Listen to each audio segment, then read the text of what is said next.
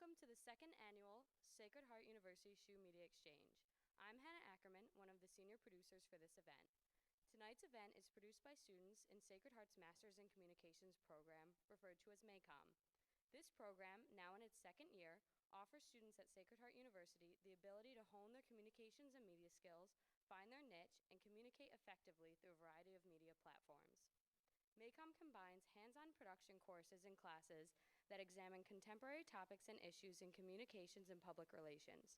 Students obtain professional internships and capstone mentorships with established media industry professionals. All of this is facilitated by tenured faculty members and seasoned industry veterans. By the completion of a MACOM degree, students will have a robust portfolio of professional materials that demonstrate the advanced skills necessary to excel in their careers. We are happy to have everyone here tonight, many of whom attended last year's inaugural event to engage once again in this important forum. At this time, we ask that you please place your phones and electronic devices on silent. However, we encourage you to please feel free to interact with the panel through social media during the show. We also ask that you refrain from the use of flash photography during our program.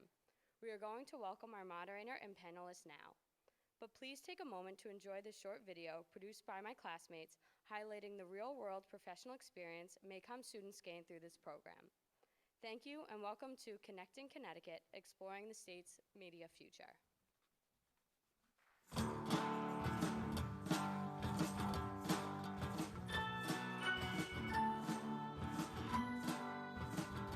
Sacred Heart students are very well prepared, and I mean, I'm not just saying on an academic standpoint, but it just seems they have a way of carrying themselves to be effective in a work situation. Internships are incredibly valuable on your career path because they provide you with real-life scenarios. Interning these days is almost as important as going to school is. The best way to get a job is through an internship. It allows me to get real-world experience and be in a professional setting when I want to. It gives you the necessary knowledge and experience to continue on in a professional career. And that's something that you can't really learn in a classroom. The internship is getting your foot in the door, but it's also making sure that when you get that other foot in, you're well laced up and prepared to hit the ground running. My Sacred Heart intern was totally on board, very passionate, and she did everything we asked for and more. At my internship, I've been fortunate enough to develop an array of skills. Contacting media and different outlets nationally. Worked production, I got to set up lights, cameras, work with celebrities. Help plan, coordinate big fundraising events around Connecticut. Produce a call sheet, crew video shoot, social media, marketing. Effective communication with executives, CEOs, entrepreneurs, top business owners. I was able to apply a lot of what I learned at MACOM in my internship.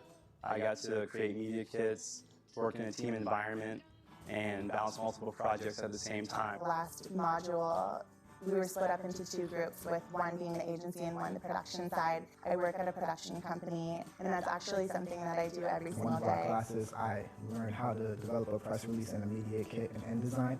As soon as I started my internship, that's exactly what I was doing. After spending so many years in school, it's relieving to see how, everything that we learn in the classroom, how it translates to a real-world setting. MACOM students are prepared, they're well-informed, they know what they want to learn, and it makes our job a lot easier.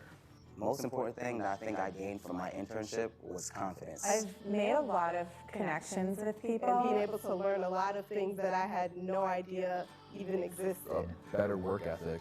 I learned what the real world workforce is like. Once I leave this internship, I will have the confidence to work in a full-time position. I gained friends, professional relationships, and a job. The Sacred Heart people that we have hired have done really, really well because it's going to fit into the mold of what we do here as a company.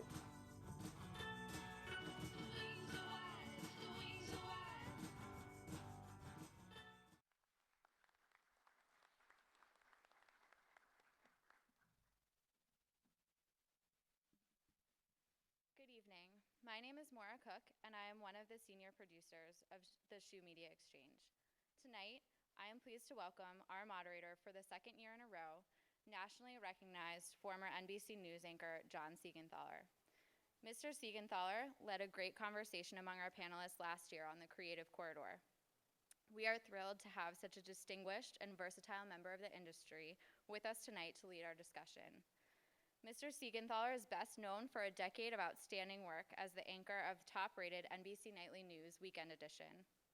He was also a frequent contributor on The Today Show, Dateline NBC, and Meet the Press.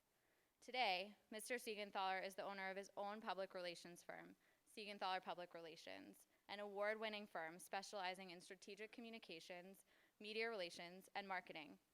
John Siegenthaler has a vast and valuable insight into the booming growth of the communications industry.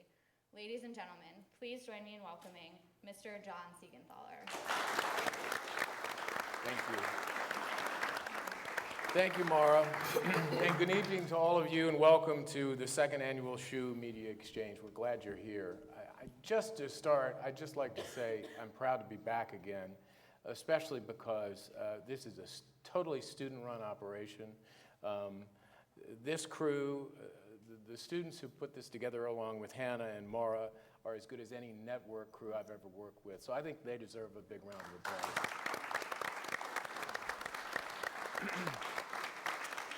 So tonight I'm joined by a distinguished panel, and I'm happy that they're here with us today. Let me introduce them to you. First, we have Chris McCloskey. He brings more than 20 years of sports communications experience to our conversation tonight. Chris is Vice President of NBC Sports Group Communications.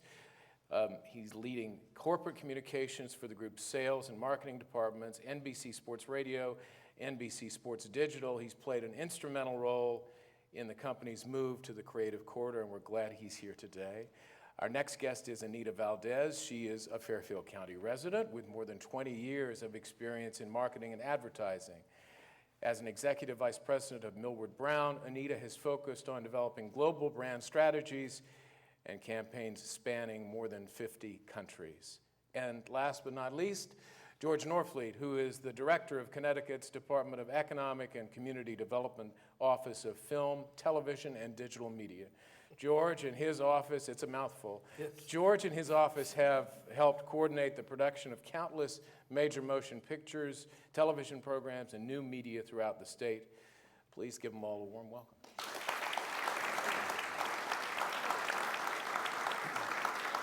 So the program tonight is called Connecting Connecticut, Exploring the State's Media Future.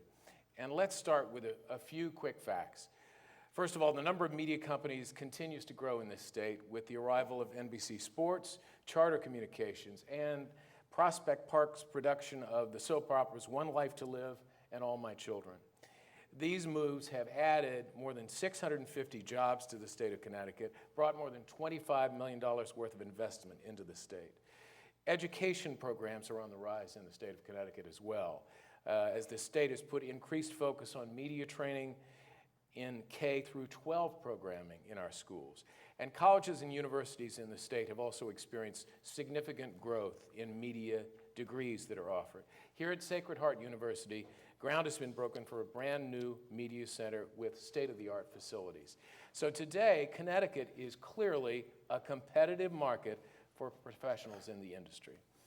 So George, you're probably the best person to start with on this one. Give us an idea of,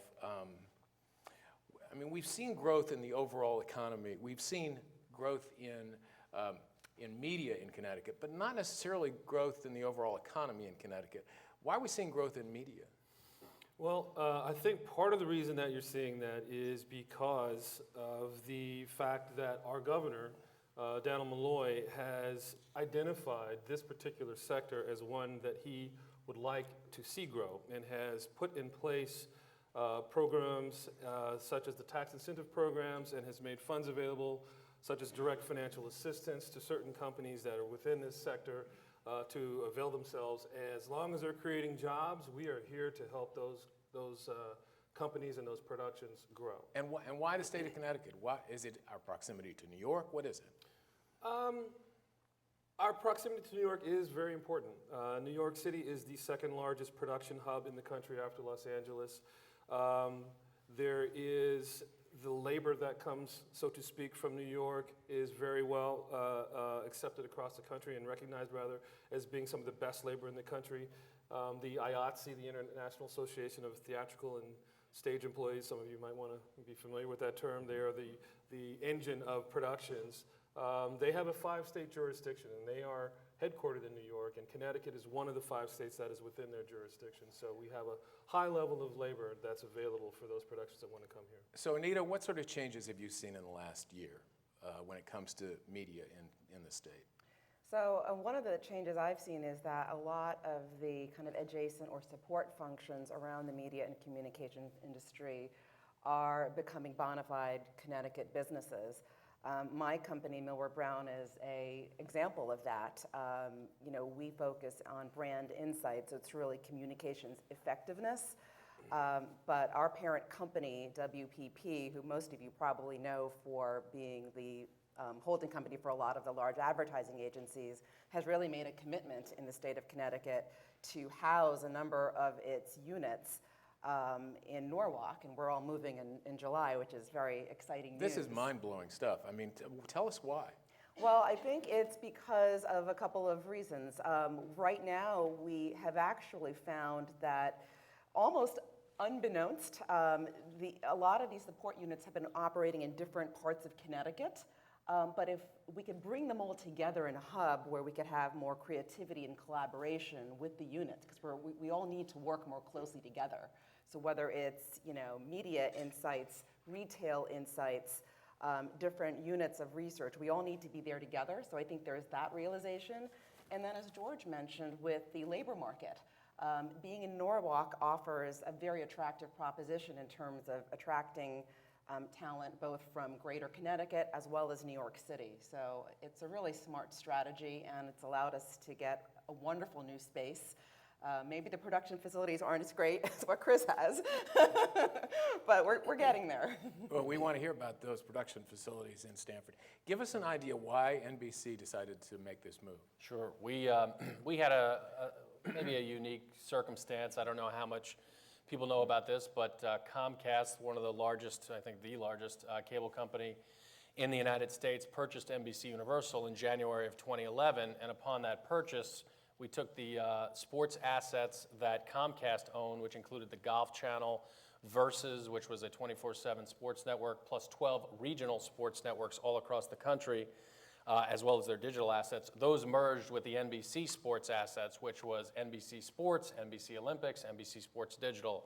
Ultimately, we had 4 offices in 3 different states. We had people in Philadelphia, people in New York City out of 30 Rock, and then we had 2, coincidentally, separate offices in Stamford, Connecticut. One was Versus Production, the other was NBC Olympics and NBC Sports Digital.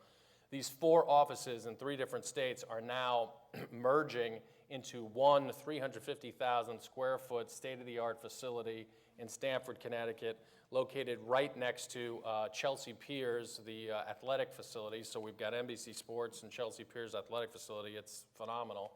And this is just happening as we speak, right? Correct. The first group started moving in December.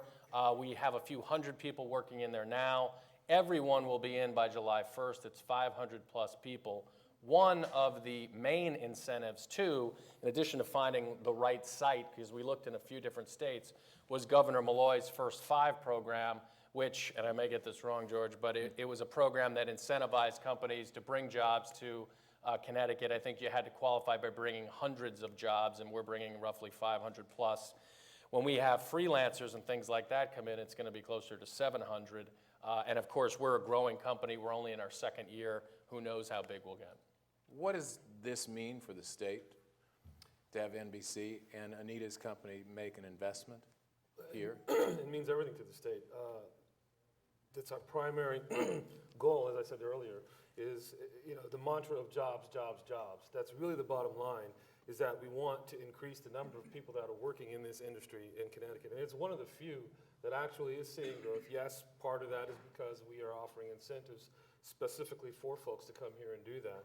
But at the end of the day, as you had mentioned yourself, there are other sectors that are not growing anywhere near, or not experiencing anywhere near the growth that we're seeing in this particular sector. And we're so happy to have NBC here. We have a somewhat long-term relationship with NBC. It started with the 4 talk shows, actually, in downtown Stamford. And just as we were blessed to have a relationship where we kept talking to one another and found that there was an opportunity for us to both grow together. But it's not just the incentives, though, is it? I mean, it's cheaper to produce programming in Look, it's the Connecticut. nutmeg state. Right. You can't, that says it all. Obviously, the financial plays a part in it, whether it be, whether it be tax incentives and/or production and that type of thing. I mean, again, for us, we're going to have an efficiency that we never had before because we have, again, 4 offices in 3 different states. That can't be the most efficient way to operate, and so there's going to be a significant efficiency for us on all of our expenses. So Millward Brown and WPP, they're looking at all of this and they're saying what? So, I think we're definitely getting, on the bandwagon and saying, this makes sense for us as well. Our Norwalk office is going to be the flagship office for Millward Brown of any place in the world, and that's saying a lot because we are in pretty much every country. Actually, we have multiple locations in most countries, but we are truly, truly global.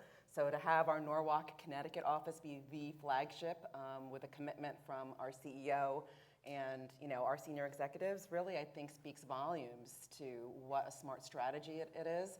And also, from the efficiencies and the scale to the creativity we can harness together and to the groups of people we can attract.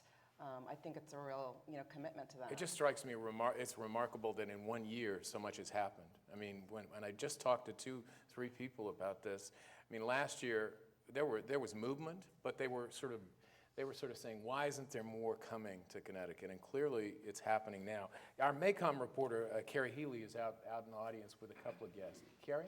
Great, thanks, John. I'm joined here by Luke Scott. He is partner at Madison Marketing, and he is a board member of the Fairfield County Communications Association. Luke, how do you feel Connecticut can continue to attract young media professionals who have traditionally pursued the appeal of the big city? That's a great question, and one that everybody's been asking, I think, in Connecticut for a long time. Obviously, if you know about Connecticut hiring practices and companies, you know that we're an aging state, meaning we have more older people than we do younger people, which is something that I think we as business owners, NBC and others included, certainly at the state level, want to turn around. And I think the big difference in terms of opportunity is that there are tons of different creative communications, media-related opportunities. There's lots of growth in Stamford, there's growth in Bridgeport, there's growth in Fairfield County. There are exciting, innovative opportunities in terms of the startup sphere. Again, what's going on at the iCenter, what's happening with the Grove in New Haven. There's just a real undercurrent of opportunity. And I think the big difference in terms of New York City versus Connecticut is that you can be a little fish in a huge sea in New York. But from the standpoint of starting out, you can be a relatively large fish in a small pond in Connecticut. There's a wonderful opportunity for financial gains, and that comes with a lifestyle that is not really available in New York City, for starters. Great, thank you. We also have one more VIP. Please welcome Paul Pass from the Dan Patrick Show. Paul, a return guest. Yes, Yeah. from last year. Thanks for coming back. You work on a national show with an esteemed cast.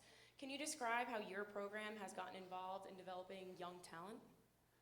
Yeah, we try to have interns every year on the show, and working here is kind of the way I try to help develop talent. But the big thing here is what John said. I was here last year, and last year, if you worked in the sports media industry, you would probably set up shop in New York City. NBC changed that this past year. For NBC Sports, which is a gigantic sports department, to move to Connecticut means that if I was a sports professional, I would prefer to live in Fairfield County because then I have options of ESPN, NBC, and then New York City. And it's also less money to live here, but NBC's sports move has really changed everything. There's many jobs open there, many at ESPN. If you look at it from the sports standpoint, which is what I look at it as, there's one 24-hour sports national channel in New York, there's 2 in Connecticut. NBC and ESPN are in Connecticut, there's one, CBS Sports, which is, as far as the tier goes, they're beneath NBC and ESPN on the power angle. And then Fox Sports, which is going to set up between LA and New York, is not going to be solely based here. So if I was starting my media career, I would start here. And the other thing is, and I think you might take it for granted living in Fairfield County and being a student here, is if you go to a great journalism school like Columbia, or I should say like Missouri or Kansas or Syracuse, you're probably surrounded by cornfields. Here you're surrounded by New York City. You can get a fall internship at Sacred Heart in New York City. You can't do that if you live at Syracuse. If you go to Missouri, you can't get a fall internship working on the Heisman Trophy or NBC or ESPN or CBS. And that's the thing I've really stressed in our classes, is that take advantage of living in Fairfield County, is that you could go to work at ESPN in the morning and be back for your afternoon class here. You could work at NBC Sports on the night shift and still make your class the next day. If you go to a big journalism school across the country, that just can't happen. So what does it mean? Let me just ask you, what does it mean then for your show? I mean, this move, and obviously ESPN's been around for a while. But, we had the opportunity to move our show anywhere we wanted. Dan Patrick he basically chose. DirecTV owns our show. They wanted us to go to LA or New York. Dan's like, no, we're gonna make people come to us. We want our own studio where we could build it as we want, do what we want. We're above a bar and a Subway restaurant, and we chose that, right downtown Milford, Connecticut. And that doesn't mean your show can't be global or national. We have the biggest national guests. We have different people coming in all the time. And when Will Ferrell walks in the studio after getting a Subway sandwich downstairs, and a beer. It's pretty cool. And a beer? Yeah. Or Adam Sandler walks, to the Seven Seas in Milford, then walks upstairs and does our radio show. But that's the same position NBC is. They could have much less room in New York City or tons and tons of room to produce better content in Connecticut. Thank you, Carrie. That's great. And thank you, Paul. We appreciate it. It strikes me that the momentum is clearly going. So Anita and George, do you think, based on NBC's move, what can we expect coming in the future? Well, I'd like to echo sort of what Paul was saying in terms of really television is what we call our bread and butter here in the state of Connecticut. We have a lot of television shows that have moved here. We have NBC Sports that has moved here. We have ESPN, who's been here for almost ever. But ESPN combined with NBC Sports are both participants in the Governor's First Five program. And between the two entities, we're talking about 1,300 jobs being created. Between the two entities, we're talking about over $300 million of capital expenditures to make their studios happen here. So in addition to just NBC Sports and ESPN, we've got Yes Network here, who's doing what they're doing and talking about doing something else. We've got a startup golf channel called Back Nine Network, which is actually located in Hartford.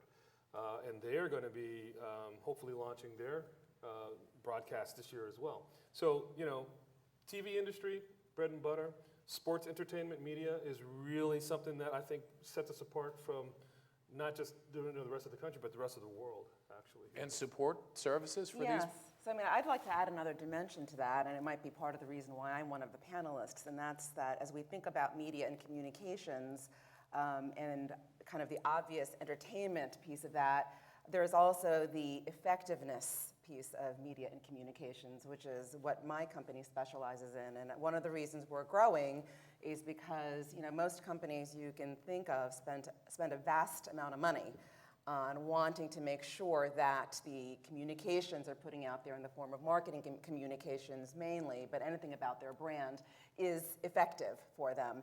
And I think that companies in service of communication effectiveness, like mine, like sister companies of mine, whether it's media, retail, there's going to be increased demand.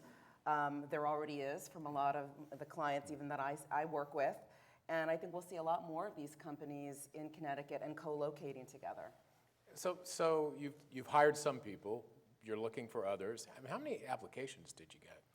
Well, I don't know the entire number, but it's pretty significant. And obviously, people see the fact that this is a new state-of-the-art facility.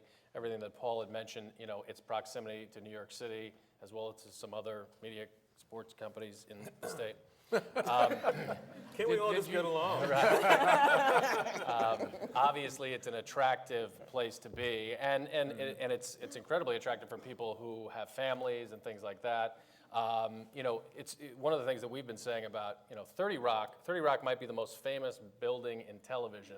However, it's a building built before television existed. Yeah. It was built for radio. The Saturday Night Live set that everybody watches was actually a big band set, I think in the 30s. And so it was not something that was really built for television. And we have had, through the various programs that we've had over the years, have really had to modify that for the building. The new facility we have now is now a building that is, although it was a herbal essence Clairol factory, you would never know that if you walked in now, right? It smells nice. You would never know that if you walked in now, and it has high ceilings, which are critical for television production. It has its own water source. It has its own power. Things like this, which I truly am completely uneducated about, but people tell me are important. It has all these types of things at the facility, and that makes it a very attractive place for us to be, which makes it an attractive place for people in the industry to work. So George, considering the fact they're going to hire people and more people are going to be hired in the future, what are these companies looking for in employees? What sort of skills do they need? Well, I think they're looking for folks that have had some hands-on experience like this great crew that's working here tonight. Some people that can walk in and know how to set up some lights, know how to run cameras, that are familiar with certain editing suites. That's what they need. They need people that have that type of digital experience to walk in and sort of get started. Anita, what sort of skills do you think they need? Storytelling would be on the top of my list. It's interesting because I came from the advertising industry, which is based around telling stories.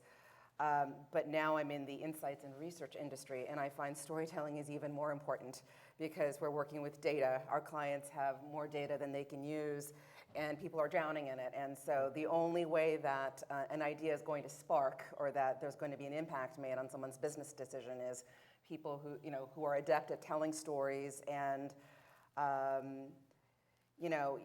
just even in terms of talking to people, we do training sessions where we ask people to, give their elevator pitch.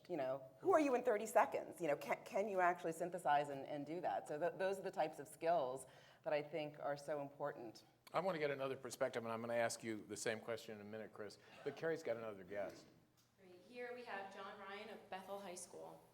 John, you have an impressive digital program at Bethel High School. Tell us about that program and the importance of exposing students at a young age to this industry. Sure. This program at Bethel High School was started by a woman, Karen Fildes, in the administration from Bethel. And this is my first year in the program, and I reached out to Sacred Heart to establish a relationship. And the big plus that I see as a teacher is the learning. And I heard a couple key words that are important for our students: research, communication, and storytelling. What powerful things for students to do. I have 100 students at Bethel High School that have been working in an academy, so either 1 to 4 years of experience, that can go up in front of people and tell a story and research what they want to do. For example, we had a youngster at the high school who had a history assignment about something about the Vietnam War. So instead of writing a paper on it, she did a documentary where she actually interviewed a Vietnam veteran who was in the Tet Offensive and did this documentary, and what a great way for her to learn and share her message to many others. Wow, that's great. Great, Thank you, Carrie.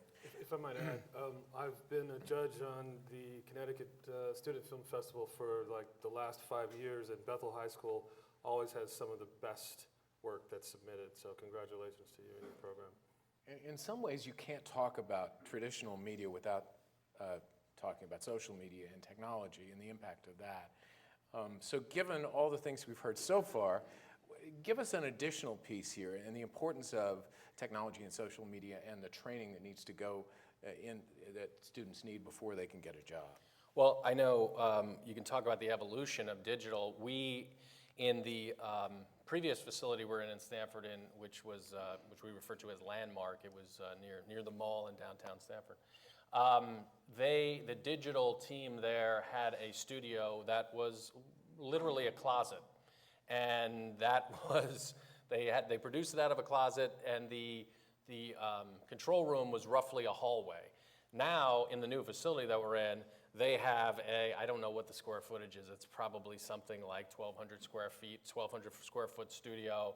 They have their own control room. Digital is completely set up. They are like kids in a candy store. They can't believe everything they have. And the very first thing that we produced out of the new facility was digital. So you can see how far it's grown, going from closets to state-of-the-art facilities and things like that. And of course, social media is coming on as well. We had relationships with Twitter and Facebook during the Olympics, which we believe were in part what drove the Olympics to be the most watched television event in history. You were involved in that, right? Very much involved in that. Somewhat, correct. Yes. Yeah. Yes. A lot of people are involved. Yeah. Yeah. George, what's the state doing to train young people through our school system? We do have a film industry training program that we run in the summers. I think that we have graduated over the past 4 years somewhere in the neighborhood of around 540 some odd trainees, as we call them, because they're not all students. Some of them are folks who are retraining from other fields that they've been in, and some people are actually retirees who are just wanting to get involved in it. But we absolutely have been training folks to participate in this industry for the past 4 years now. We have another Maycom reporter, Esther Thomas, out in the audience with another guest. Esther? Thanks, John. I'm with Justin Lieberman of Sacred Heart's new film and television graduate program. Can you talk about how the growth of media in Connecticut will impact higher education, especially programs like yours? Sure, yeah, thanks, Esther. It's here, right? I mean, we know that. It's here. There's NBC Sports, ESPN, WWE, Dan Patrick Show. It's all here. And I think from our job, my position of it, the kind of the third heat, if Alec Baldwin was here, he would say from 30 Rock would be, I think it's the culture. And I was talking to George earlier that, similar to what Luke was saying earlier, we're losing young people in Connecticut. I think the F2MA program, what that's doing is we really, and we're going to be based in Stamford, we're going to be at the Landmark building, is we really want the F2MA program to be the backbone of the film and television culture in Connecticut. Not the industry, because the industry is already here, but the culture to attract young people. I look at Stanford, and I've been in the film industry for a long time, and I see markets like Albuquerque, New Mexico, Portland, Oregon, even Austin, Texas to a certain extent, or Shreveport, Louisiana.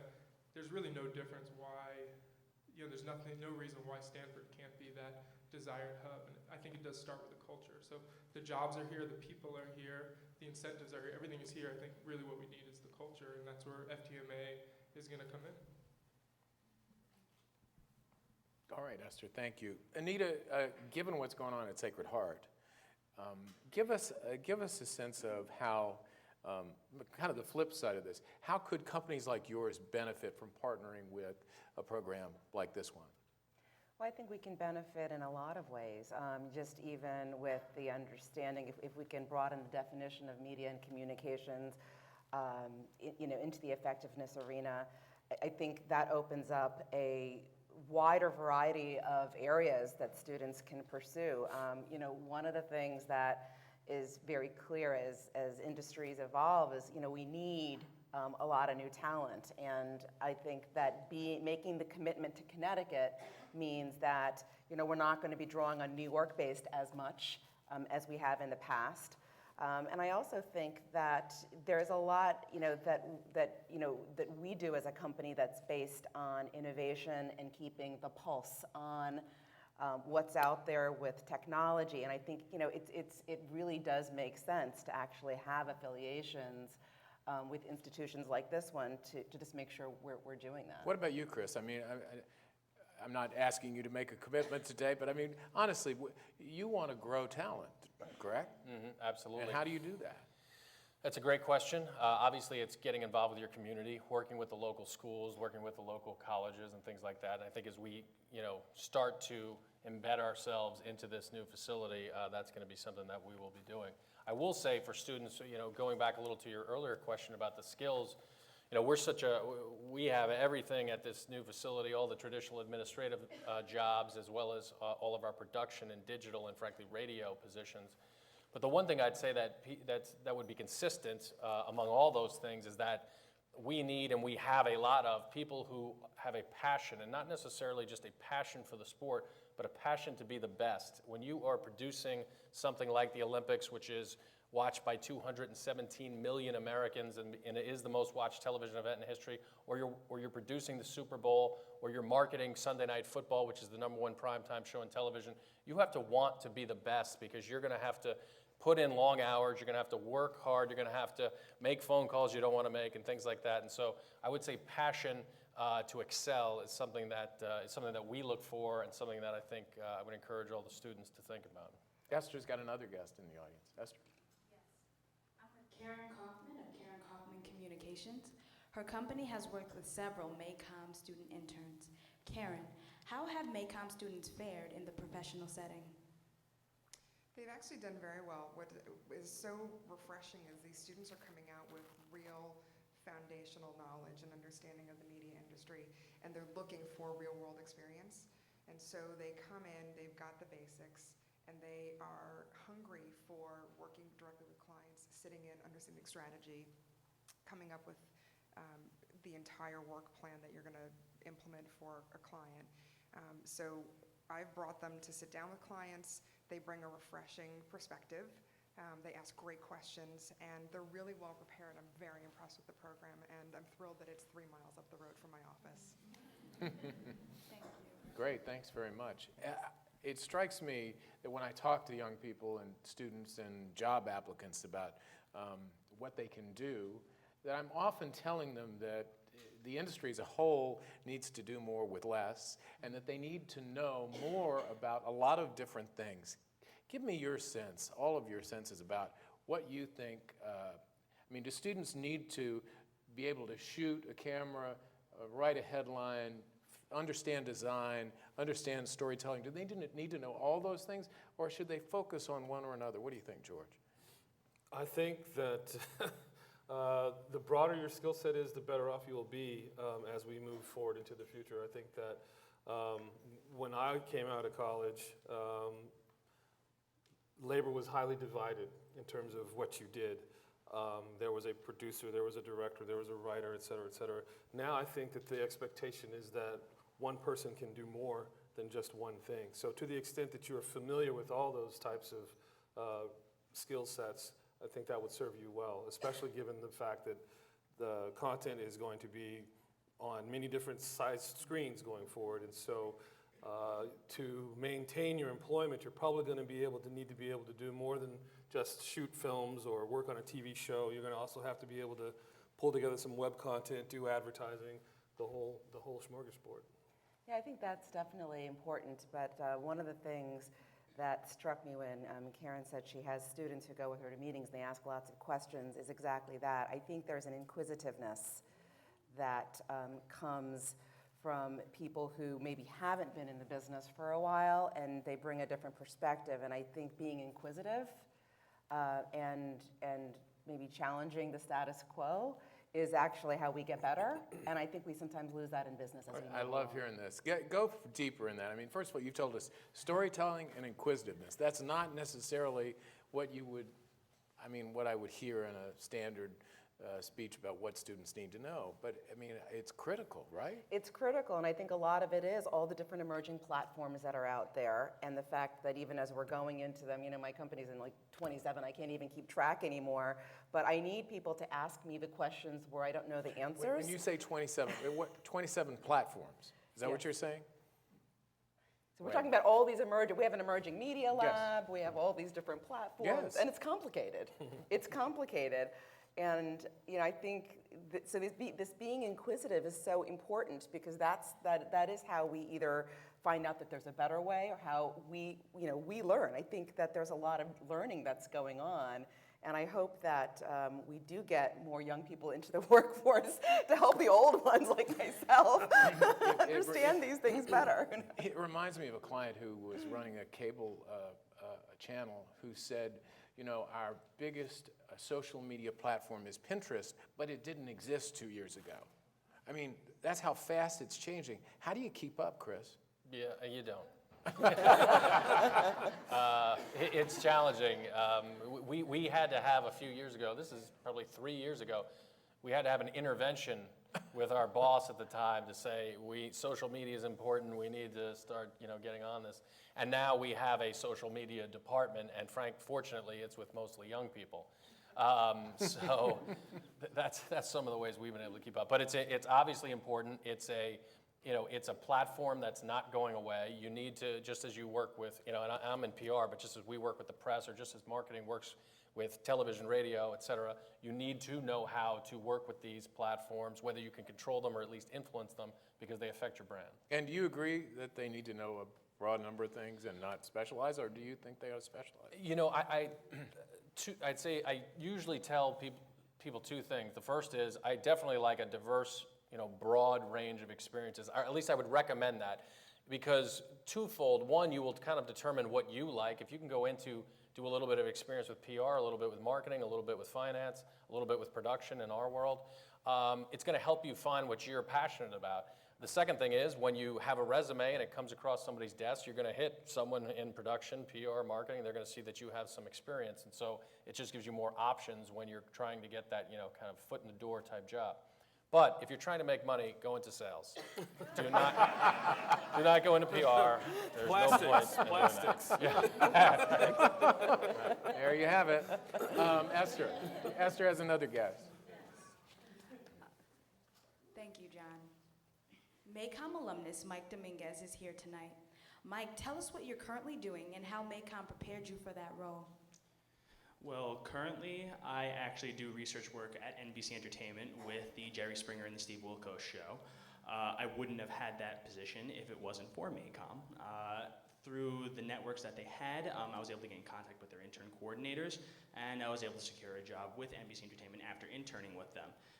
Not only has Maycom provided me with that, but it's also provided me with a lot of valuable just skills and anything that I could have used in my field. I did a lot of production work when I was doing my undergraduate work, and the attention I got from Maycom was not the same as what I got in my undergraduate. I didn't get as much attention, and they did such a great job working with each of us and making sure that we were to get in touch with you guys and really get to know what we're doing and where to progress from where we are. And I mean, we come from all walks of life in this program, so.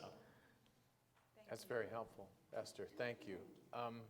So we're going to give you an opportunity to ask your own questions. And Esther and Carrie are going to stand up with microphones, and you can form a line behind them if you'd like to ask your question. So Esther and Carrie, stand up if you would, and then they can speak with you. But before we do that, so you've given us some pretty good tips for students who are coming up. But are there any things to watch out for? I mean, when they're in an interview, how do you make a lasting impression? What are some of the do's and don'ts when you interview with somebody? George, you want to start? Do's and don'ts when you interview. Gee. I would say that one of the things that you want to do is be very present, be very honest, be very forthcoming, and that will come through. Let who you are come through, because at an entry-level job, which is probably what most folks are going to be going for right now, no one expects you to come in and be a rocket scientist or anything like that. What they really want to know is that they've got someone who is a good person, that is intelligent, that is a hard worker, who is inquisitive, things of that nature. So I would just say let yourself be yourself, and let that be your calling card. Yeah, I mean, I would agree with that, definitely. And I think the obvious, kind of do your homework on the company is important, but I also don't underestimate how hard that is nowadays, because companies are increasingly more complex with all these different divisions, units, and things that they do. But I think that some of the best conversations with candidates are when they have done the homework, the pre-work on the company, and we can talk about topics. But beyond that, I definitely agree with George that it is about, having your personality come through. And, I go back to the 30-second plug, if you will, that, how do you kind of let yourself, come through and be known for the person you are in the short amount of time that you have? And I think that's, that's definitely important. Not easy to do, I acknowledge, but an important thing to shoot Any for. don'ts? I think that being overly quiet and not having questions or seeming engaged is a don't. So that would be my watch Yeah, out. no, it's helpful. Chris? Well, definitely be on time. And and being on time also means don't get there 45 minutes early. If you're there that early, go have a cup of coffee somewhere. Be on time. Second, I would say is have a conversation with the person. Don't be so eager to, run your mouth, so to speak, that you're talking over the person who's interviewing you. Make sure you're listening and that you're having a conversation. You're not just rattling off all of your statistics. Those are the first two things that come to mind. And then the other would be research. Definitely show that you've made a little bit of effort and that you've done some research into the company. Although, admittedly, I wouldn't expect someone to know everything, but you should have a little bit of research. So, you have a question? Paul has that issue. Sure. I just had to mention this. A comment on what Anita and Chris just said. I had a student in one of my classes, and she was one of the better students. She had internships with the Howard Stern Show and ESPN Radio. It was pretty different, but she was getting ready to interview with NBC Sports last week, and she asked for advice. And Anita, I said the same thing to her. I said, study like you're studying for a test. Learn everything you can about NBC Sports. And by 2 days later, she's like, oh, they got the Premier League soccer, and she had all these facts, and she had them all written down on the page. And then she didn't need the page anymore. And she went in there and interviewed and asked them questions. How did you acquire the Premier League? How did you do this? And they were like, wow, this person really knows what they're talking about. And the other piece of advice we give people for interviews, and this plays off what Chris said, you don't just walk in and say, oh, I just want to help the team and I hope to be a valuable member. We give a piece of advice that when you walk into an office, especially a sports office, John, I'm sure in your office you had pictures of great things you did. Now, if I was interviewing with John and I saw a picture of him with Derek Jeter, I would ask John 30 questions about meeting Derek Jeter. Are you a Yankee fan? Are you a season ticket holder? People like to be asked questions about themselves. They've interviewed 30 candidates, and they want to talk about themselves for a minute.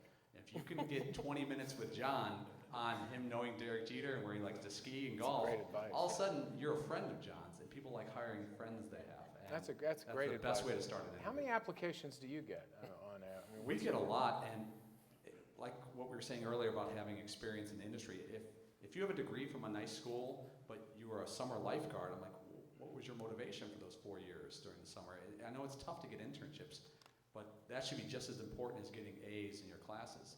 And same thing, I've dealt with a lot of people at NBC. I've referred different interns to NBC, and they see that a kid spent the summer with 2 internships. They're like, wow, this kid didn't just hang out all summer. They really tried hard. So as far as your degree, it's of course important, but if you can fill your resume before you leave college, you really go to the top of the stack with the resumes. And that's the way you go through those resumes, huh? And throw the ones out that you're not interested in. Not necessarily throw out, but it's just, you're like, wow, you didn't do anything for 4 years. I know you got to, I know it's kind of mean-spirited, but lifeguard is cool. But it's not going to get you to be NBC Sports. The degree is almost the degree is not worthless, but I'm definitely looking for big brands that I recognize, especially in the sports world and things like that, and multiple internships, and I'm looking for media type experience. I'm looking for, okay, is there radio, is there PR, is there some type of marketing? Because if just the degree itself is, that tells me virtually nothing. Carrie? All right, we have one more question. I'm Cecilia, and this is Jocelyn. Jocelyn Hudson Brown. We graduated last year's program. I remember you. And not everybody graduating is going to be 21 or 22 and going into an entry-level job. Can you give us a little bit more insight as to how we would maybe approach For older mid-level people. or upper-level positions in the industry? Because now we have experience and we have the advanced degree. Yes. And basically, we were discussing, you were talking about growing the talent and everything, but there are students, probably even the current batch, who have previous work experience already, not in media, but they have the experience now. So I'd say a lot of the same principles we've been talking about still apply. I also think that there, in an interview situation, and as we're talking about, there's probably more opportunity to, to bring your life experience and to sort of listen and go with the conversation in a way that's very relevant. I can appreciate that, that it probably requires a different strategy than most. A lot of the, industries, and I'll let, my colleagues speak for themselves, but require some level of experience. And so I think it is, I think from a reality standpoint, it would be hard to just say right off the bat that somebody could interview and move into an advanced position. I don't know what your take is on that. You know, I think I'm going to use a sports analogy here. Sometimes, you draft for position, and sometimes you draft the best available athlete. And if someone has a job opening and they're truly looking for someone who's got experience that can come in right away and do the job, seamlessly, then that may not be the job that you're going to get. But if somebody's looking for the most intelligent person or someone with unique experiences or something outside the box, well then, those are the types of jobs that you're going to absolutely have a chance at. And the fact that you definitely have some experience is going to help. Okay. All right, we have one more question. Excellent, thank you. My name is Jeanette Estrella, and I'm a board member of Bridgeport Caribe Youth Leaders here at Bridgeport. And we pretty much started as a sports organization, but we've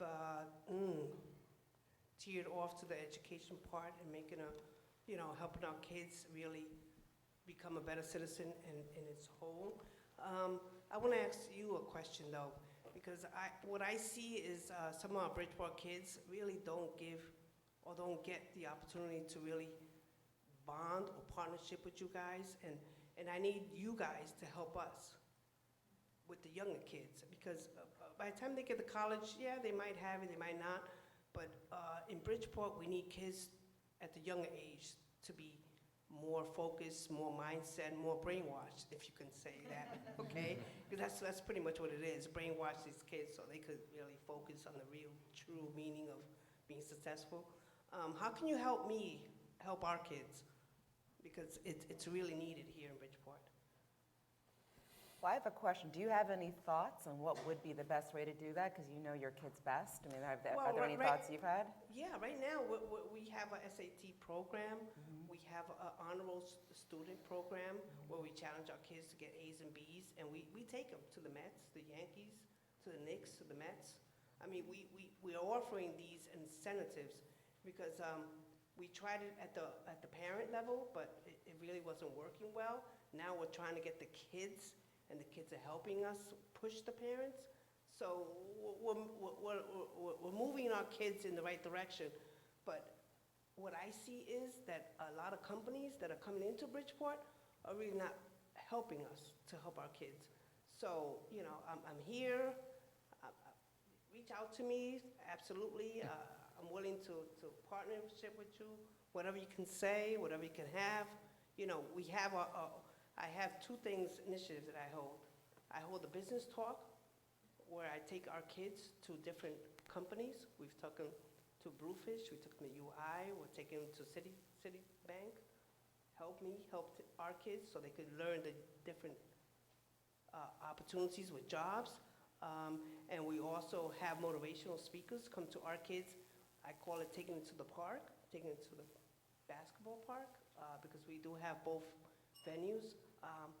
So I see that it's beautiful you companies coming to Bridgeport, but we need to be able to hit our kids at a younger level.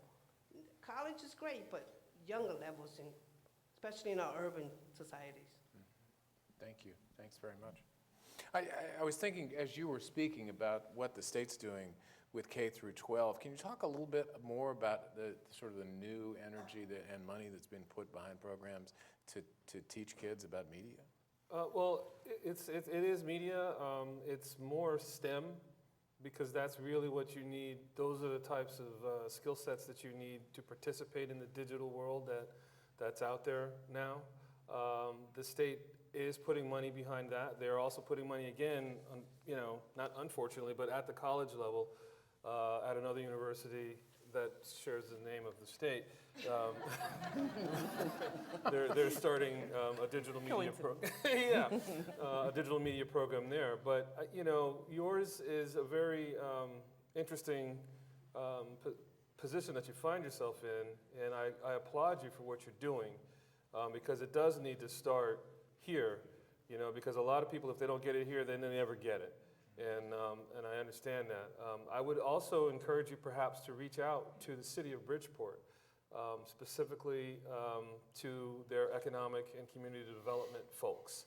Because as you're saying, it's about potentially forming contacts with businesses.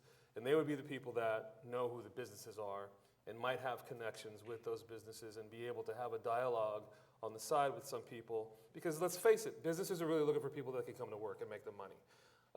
But it is worth it for them to make the investment, and if they want to be responsible community partners, this is an opportunity potentially for them to do that. So I would encourage you to reach out to the City of Bridgeport, to their Economic Development Office, and see what they might be able to tell you. Thank you very much. We appreciate it. This has been a fascinating discussion. You got another question, Carrie? No? Anybody else? Here. Hi, I'm Nancy Pitts, and I'm with Fairfield County Communications Association, and I applaud this. This is a wonderful event, and I'm kind of here representing the older community that's on the outs in Connecticut, but only partly. My question to you is almost like the question about the kids. And it's almost like just because you toss around for 2 minutes, what's happening with New York? Because like we tried to bond in the creative corridor, the Connecticut creative corridor, with some top executives in New York, and they said, it's not going to happen in Connecticut, okay? And I know they're wrong, you know they're wrong. WPP knows they're wrong. Just throw out a few ideas, because I think that what's needed here is an organization that's not what you're doing, and not necessarily what she's doing, but sort of someone in the middle going like, okay, it's time for this to happen. But I'd be interested to hear, what are the impediments? Like, what are the biases that are coming out of New York that they're not buying into this idea? Or at least that's what we understand. That the big companies, obviously, other than WPP, although it is a smaller unit, or NBC, although now it's Comcast, you know what I mean? Like, what's going on with that? Why can't we all, like, play together? Well, it's hard for me to explain, because we did the complete opposite. We've made a commitment here, and we're coming here, and we found that this was the best place for us for all the reasons we outlined earlier. So it's hard for me to put on the cap of somebody who does not want to come. I can just, they're missing out, obviously, and this is the right place for us, and we feel, we have a long-term, decades-long commitment here. We're going to be here, and hopefully we're part of something that sparks even further growth. I think, as Paul stated earlier, last year there was much more of a feeling of that feeling. When I talk to these people today, I don't get that feeling. I get an entirely different feeling. I listen to this, and I think that things have changed dramatically in 12 months, and you guys can chime in. To see NBC doing what it's doing, to see WPP doing what it's doing, and to think about how the state is really revving this up, it seems to me that we're going to see other movement. I don't know. What do you think, George? No, I agree 100%. I mean, just in the microcosm, to use NBC as an example, they came here originally with some talk shows, okay? The talk shows and the business that they were able to do here and the opportunity that subsequently presented itself led them to make a huge investment in people and money in another operation in the state. We've got ESPN here. We have other production companies that are here. We have WPP that is moving here. And I think that what you're seeing, actually, slow though it may be, it's steadily going in one direction. And it is creating a critical mass that is continually attracting more and more attention, and as it attracts attention, the folks that make these business decisions are paying attention, and there are some realities that I think when you start looking at what you can do here and what we do have here to assist you, that you make the decision to come here. Now, also, there are people that need interventions, for whatever reason that might be. But I think that we're definitely moving in the right direction. As I said before, we've got a governor now, and we had a governor, our last governor, we were both convinced that this was a sector that they wanted to make happen here. And we have tax incentives on the books that are designed specifically to make that happen. And I can tell you that since the legislation has been enacted back in the summer of 2006, over $1 billion has been spent in Connecticut's economy by new companies. Over $1 billion. So I don't think, it might be happening slow, or it might not seem like there's much happening, but when big things move, they move slowly, but they move powerfully. And I think that we're going to continue to see growth in this industry over time. We got one more question. One last question from Justin. Yeah, hey guys. Forgive me if I sound like a broken record, but it's piggybacking off of this discussion about, again, the culture of film and television and arts in Connecticut. You know, we have ESPN, which is obviously one of our greatest, products here, and they're exporting their name to Tribeca Film Festival and partnering up with them in New York City.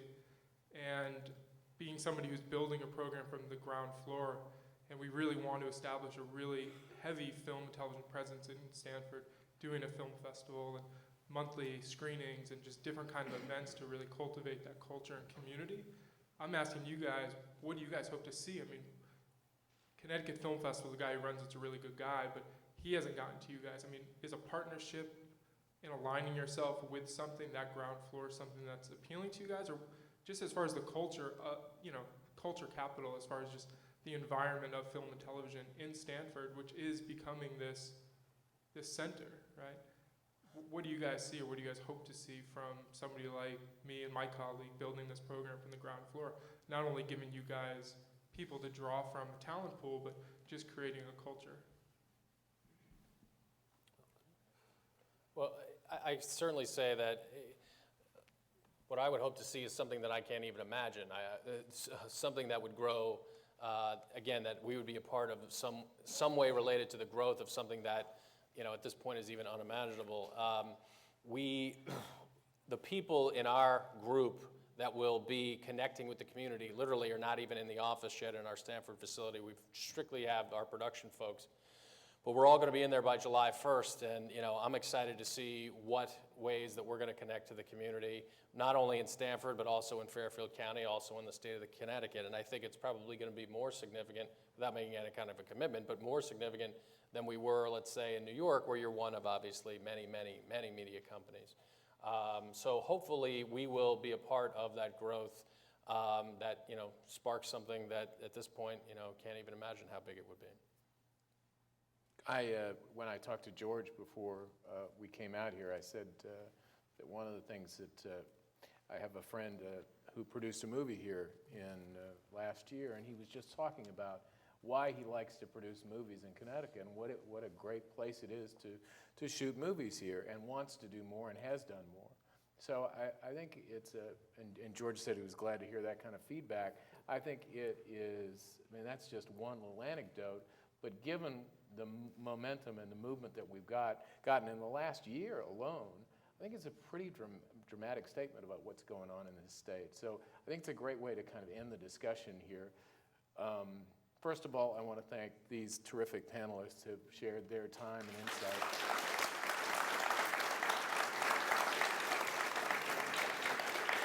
Really fascinating discussion, and I want to thank you for coming here. This conversation will move out into the reception. We hope you'll stay and continue the discussion, and maybe we'll see you again next year. Nice to be with you.